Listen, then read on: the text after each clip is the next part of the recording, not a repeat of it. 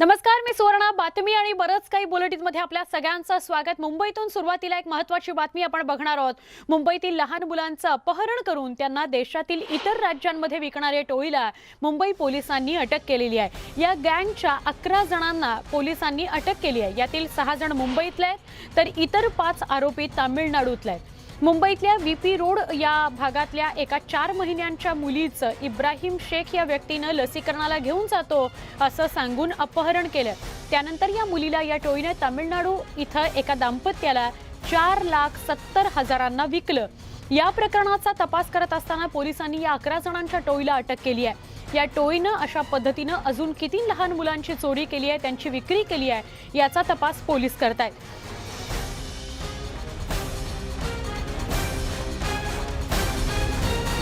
हमसे प्रतिनिधि रमाकांत तिवारी यांच्याकडून अधिक माहिती घेणार आहोत. रमाकांत, इस न्यूज के बारे में क्या ताज़ा जानकारी?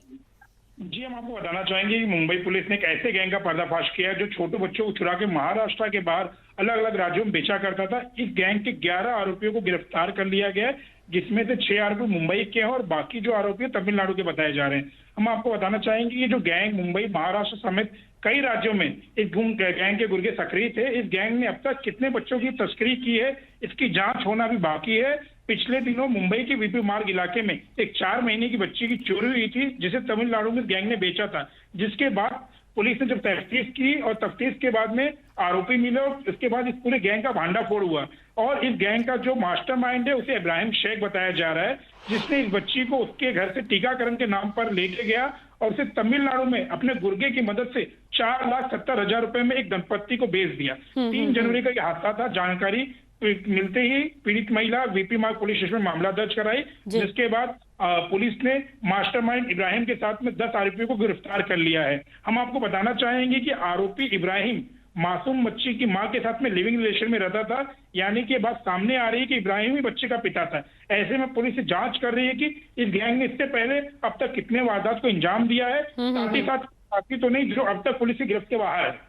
जी रमाकांत, शुक्रिया इस पूरी जानकारी के लिए. हे खूप मोठं मुंबईतलं प्रकरण आहे. 11 जणांना पोलिसांनी अटक केलेली आहे आणि ज्या मुलीचं अपहरण झालं होतं तिला सुद्धा आपल्या पालकांच्या स्वाधीन करण्यात आलेलं आहे. पण अजून किती मुलांचा अपहरण करून त्यांची विक्री या सगळ्या टोळीनं केली आहे याचा शोध आता पोलीस घेत आहेत. नागपूरमध्ये मागच्या 24 तासात 971 नवीन कोरोना रुग्णांची भर पडली आहे. मागच्या 10 दिवसांपासून हा ग्राफ असाच वाढता बघायला मिळतोय. काही दिवसांमध्ये कोरोना रुग्णांचा आकडा हजारांचा टप्पा गाठू शकतो आणि ही चिंतेची बाब आहे. या सगळ्या पार्श्वभूमीवर नागपूर महानगरपालिकेने सरकारी रुग्णालयामध्ये 3000 बेड्स आणि खासगी रुग्णालयामध्ये जवळपास 6,500 बेड्सचं नियोजन केलेलं आहे. त्याचबरोबर आमदार निवास, विद्यापीठ प्रशासकीय इमारत, पाचपावली आयसोलेशन केंद्र इथं रुग्ण विलगीकरणाची व्यवस्था करण्यात आली आहे. असं असलं तरी दुसरीकडे मात्र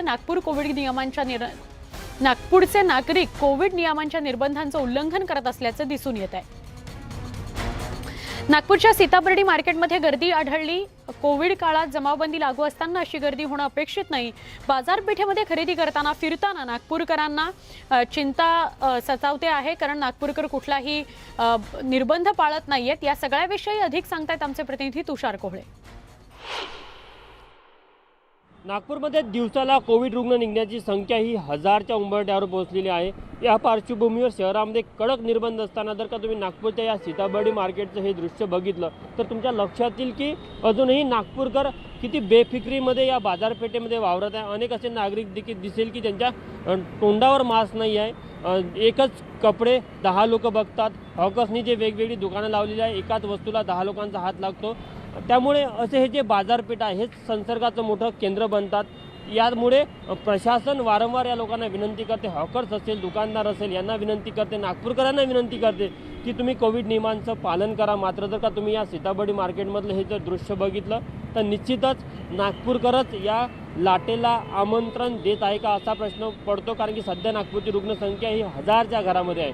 मागच्या 24 तासामध्ये नागपूरमध्ये 971 रुग्ण निघाले आणि पुढच्या काही दिवसामध्ये हा आकडा 2000च्या घरामध्ये जाण्याची शक्यता आहे. असं असताना देखील तुम्ही या रस्त्याने फिरताना अनेक ग्राहक बघा, हॉकर्स बघा, त्यांच्या तोंडावर मास्क पाहायला मिळत नाही.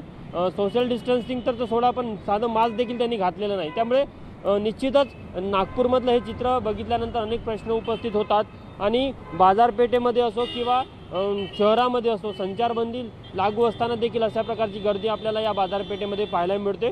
त्यामुळे नागपूरकरांनी तर का कोविड नियमाचं पालन केलं नाही तर जे दृश्य आपल्याला पहिल्या लाटेमध्ये किंवा दुसऱ्या लाटेमध्ये अनुभवायला मिळाले होते ते या लाटेमध्ये अनुभवायला मिळण्याची शक्यता आहे। जरी ओमायक्रॉनच्या पार्श्वभूमीवर ही लाट तेवढी तीव्र जरी नसली तरी जे रुग्णसंख्या बघता निश्चितच पुढील काळामध्ये नागपूरमधलं कोविडचं संकट ते आणखी गडद होण्याची शक्यता आहे।